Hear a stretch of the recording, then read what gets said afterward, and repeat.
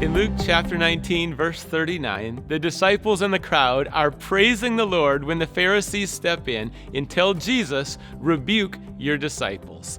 Now, maybe you've had some moments where you're praising God, or you decide to live for God with all your heart, or you start reading the Bible more, going to church more.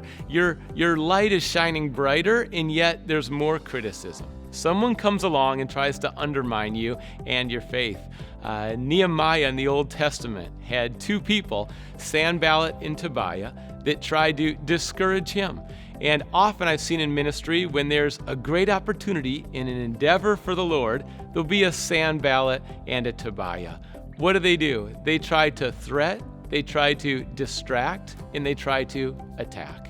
And so with those methods, Nehemiah doesn't slow down. He continues on with the Lord. Don't get too discouraged or surprised when a Sanballat or a Tobiah show up in your life. So Jesus responded to the Pharisees in verse 40. He says, if they keep quiet, the stones will cry out. What an awesome statement, that if the people don't praise me, the rocks will praise me. You know, Jesus made a statement. He says, I will build my church, and the gates of hell won't prevail against it. You are not going to stop Jesus, and you won't stop his praise. Remember that you're part of the church that the gates of hell will not prevail against.